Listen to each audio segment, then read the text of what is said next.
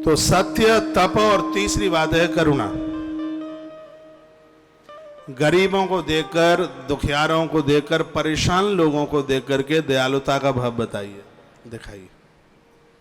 कठोर मत बनिए, जीवन करुणा युक्त हो। मुझे महादेव बहुत अच्छे लगते हैं क्योंकि वो करुणा के रूप है। कर्पूर गौरम करुणावतारम। भक्तों की परेशानी को देख करके भगवान रो पड़ते हैं। एक कारुणिक रूप आपका भी हो, आप कठोर न बने, जीवों पर आप दया करें, अति दया करें, ऐसा जीवन जिए। साधु के जीवन में अपने लिए उसकी आंख में आंसू नहीं होते। जब जगत परेशान होता है तो वो रो पड़ता है,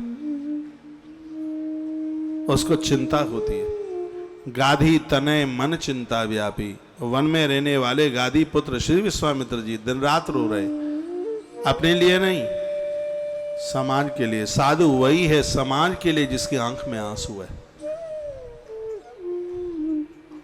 समाज के दुख को देख करके, लोगों की पीड़ा को देख करके वो दुखित है। यदि ऐसी भावना है तो आप घर में भी रह करके आप साधु हैं। और याद रखना, जब तक समाज के प्राणी के पास एक दूसरे के प्रति करुणा का भाव होगा, तपस्या और सत्य और परोपकार, ये चारों चीजें होंगी, उस घर में कलयुग को एंट्री नहीं होगी। ये वेदाता ब्रह्मा वायुदेव को बोले हैं।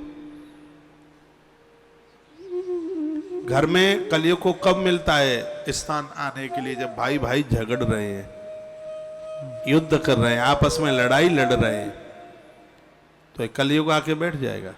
जहां भाई भाई के प्रति करुणा का भाव, अरे छोटा भाई है, बेचारे को व्यवस्था नहीं है, उसकी बेटियां शादी के लिए हो रही हैं, आखिर में तो भाई मेरा है ना, तो सर्व प्रकार से मैं उसका सहयोग करूंगा। कलयुग को मौका मिलेगा ही नहीं आने के लिए, बड़ा भाई है। मन में ऐसी बात हो, जैसे पिता का दुलार मिलता है, मेरे बड़े भैया ने मुझे ऐसे ही दुलार दिया है।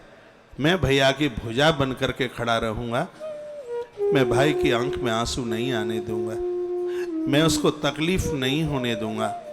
जहाँ ऐसी भावना होती है, ये ब्रह्मांड पुराण कहता है कि वहां कलियुग को कभी भी जगह नहीं मिलती आने के लिए।